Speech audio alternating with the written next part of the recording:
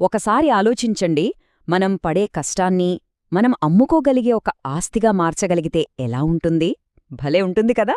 ఈరోజు మనం మెటావేల్ తీసుకొచ్చిన డబ్ల్యూ బూస్ట్ గురించి మాట్లాడుకోబోతున్నాం. ఇది మనం చేసే ప్రతి ప్రయత్నానికి నిజమైన విలువను ఎలా ఇస్తుందో చూద్దాంలండి.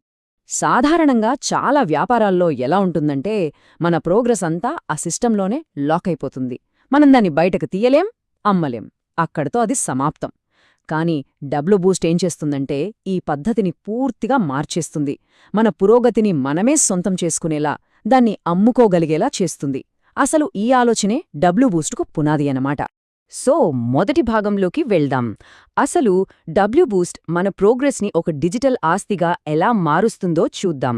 అంటే ఇకపై మన ఎదుగుదల కేవలం ఒక నంబర్ కాదు, అది ఒక విలువైన అమ్ముకోగలిగే వస్తువుగా మారబోతోంది.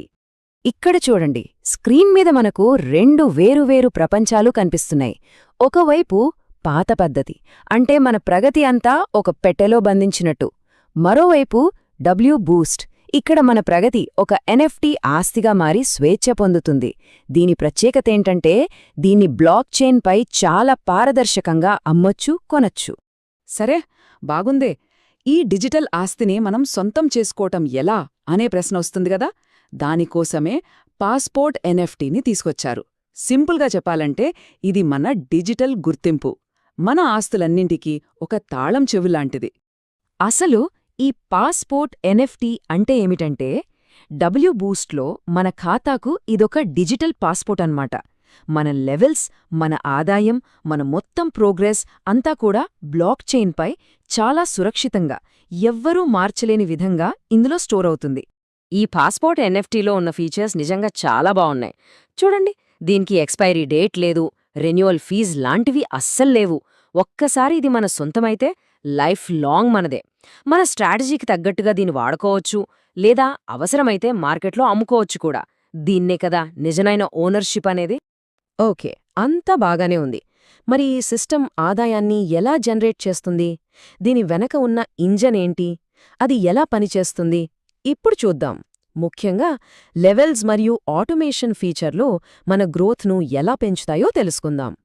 ఈ సిస్టంలో మనకు ప్రధానంగా రెండు దారులున్నాయి.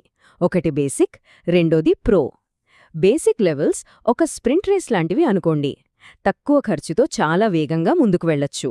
ఇక ప్రో లెవెల్స్ ఏమో ఒక మ్యారథాన్ లాంటివి, అంటే పెద్ద టీమ్స్తో కలిసి పెద్ద పెద్ద టార్గెట్స్ రీచ్ అవ్వడానికి ఇది ఉపయోగపడుతుంది. ఇక్కడ ఈ టేబుల్లో చూస్తే ప్రతి లెవెల్ కాస్ట్ ఐజీటీలో ఇచ్చారు. ఐజీటీ అంటే ఈ సిస్టంలో వాడే డిజిటల్ కరెన్సీ. గమనించండి, బేసిక్ లెవెల్ 1 కేవలం 10 ఐజీటీతోనే మొదలవుతుంది. చాలా సింపుల్.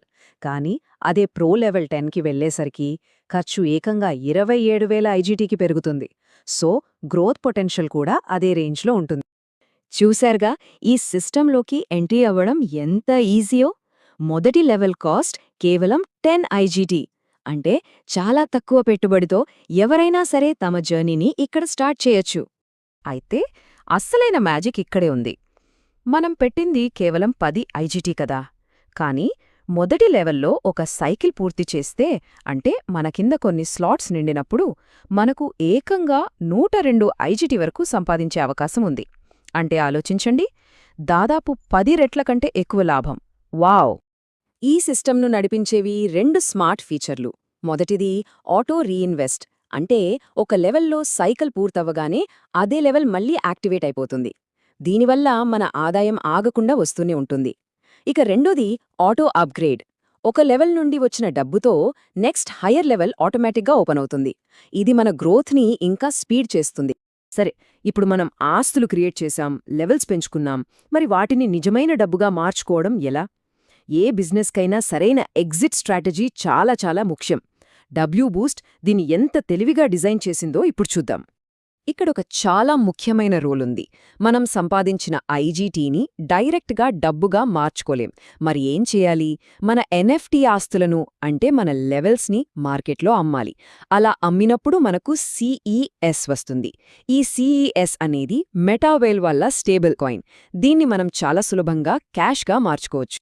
వెంటనే ఒక డౌట్ వస్తుంది, అదేంటి, ఐజీటీని నేరుగా సిఈఎస్గా ఎందుకు మార్చకూడదు? ఇది కొంచెం కన్ఫ్యూజింగ్గా అనిపించొచ్చు కదా. కానీ ఈ పద్ధతి వెనుక సిస్టమ్ హెల్త్ని కాపాడే ఒక చాలా తెలివైన కారణముంది. దాని కారణమేంటంటే ఈ పద్ధతి వల్ల ఐజీటీ ధర స్టేబుల్గా ఉంటుంది. మార్కెట్లో సడన్గా అందరూ అమ్మేకుండా ఇది కంట్రోల్ చేస్తుంది. దీనివల్ల మన ఎన్ఎఫ్టీ ఆస్తులకొక నిజమైన విలువ, ఒక డిమాండ్ ఏర్పడుతుంది. ఇది మొత్తం సిస్టమ్ని లాంగ్ టర్మ్లో చాలా బలంగా, నమ్మకంగా ఉంచుతుందన్నమాట. సరే, థియరీ అంతా బావుంది. ఇప్పుడు ప్రాక్టికల్గా చూద్దాం. ఒకవేళ మనం ఒక 20,000 రూపాయలతో స్టార్ట్ చేస్తే మన జర్నీ ఎలా ఉండబోతుందో ఒక చిన్న ఎగ్జాంపుల్తో క్లియర్గా తెలుసుకుందాం. ఈ 20,000 రూపాయల స్ట్రాటజీని స్టెప్ బై స్టెప్ చూద్దాం.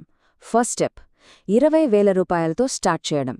స్టెప్ 2 ముందుగా మెటావేల్ వాళ్ల మరో ప్రోగ్రామ్ TNSలో 2 స్లాట్లను యాక్టివేట్ చేయాలి. ఇది మనకు స్టార్టింగ్ క్యాపిటల్ సంపాదించడానికి హెల్ప్ అవుతుంది. స్టెప్ 3 ఒక 30 మందితో టీంని బిల్డ్ చేయడం ద్వారా మనకు CES వస్తుంది. స్టెప్ 4 అలా వచ్చిన CESతో ఇప్పుడు WBoostలో మొదటి 3 స్లాట్లను యాక్టివేట్ చేయాలి. ఇక ఫైనల్ స్టెప్, మన టీం కూడా ఇదే పద్ధతిని ఫాలో అయినప్పుడు మన ఆదాయం మల్టిప్లై అవ్వడం స్టార్ట్ అవుతుంది. ఈ గ్రాఫ్ చూస్తే మన ఇన్కమ్ జర్నీ ఎలా ఉంటుందో ఒక ఐడియా వస్తుంది. చూడండి, TNS నుండి వచ్చిన స్టార్టింగ్ ఇన్కమ్ అనేది జస్ట్ ఒక చిన్న మెట్టు మాత్రమే. కానీ ఎప్పుడైతే మనం WBoostలోకి ఎంటర్ అయ్యి L1-3 ఆ తర్వాత L4-5కి వెళ్తామో ఇన్కమ్ గ్రోత్ ఎంత ఎక్స్పోనెన్షియల్గా పెరుగుతుందో గమనించండి. ఇదే ఈ సిస్టమ్ పవర్. అయితే ఇక్కడొక చాలా ఇంపార్టెంట్ విషయం గుర్తుపెట్టుకోవాలి. ఈ నంబర్స్ అన్నీ ఒక ఎగ్జాంపుల్ మాత్రమే. రియల్ రిజల్ట్స్ అనేవి మన హార్డ్ వర్క్, మన టీం పర్ఫార్మెన్స్, ఇంకా మార్కెట్ కండిషన్స్ మీద కంప్లీట్గా ఆధారపడుంటాయి. ఇది గెట్ రిచ్ క్విక్ స్కీమ్ అస్సలు కాదు. ఇదొక పక్కా బిజినెస్ స్ట్రాటజీ. సో ఫైనల్గా మనం గుర్తుంచుకోవాల్సినవి 4 కీలకమైన పాయింట్స్. నంబర్ 1, మన ఎఫర్ట్ అనేది ఒక అమ్మదగిన NFT ఆస్తిగా మారుతుంది. నంబర్ 2, పాస్పోర్ట్ NFT మనకు పర్మనెంట్ ఓనర్షిప్ ఇస్తుంది. నంబర్ 3, ఆటోమేషన్ మన గ్రోత్ని ఈజీ చేస్తుంది. ఇక నంబర్ 4, NFT ఎగ్జిట్ అనేది సిస్టమ్ని స్టేబుల్గా ఉంచుతుంది. ఇవన్నీ కలిసి మనకొక నిజమైన ఓనర్షిప్ మార్గాన్ని చూపిస్తున్నాయి. ఇప్పుడు మనందరి ముందు ఒక కొత్త అవకాశముంది. మన కష్టాన్ని ఒక విలువైన ఆస్తిగా మార్చుకునే అవకాశం. ఇప్పుడు అసలైన ప్రశ్న ఏంటంటే, మనం దాని విలువను ఎలా నిర్మించబోతున్నాం? మన స్ట్రాటజీ ఏంటి? ఈ ఆలోచనతో మన WBoost ప్రయాణాన్ని మొదలు పెడదాం.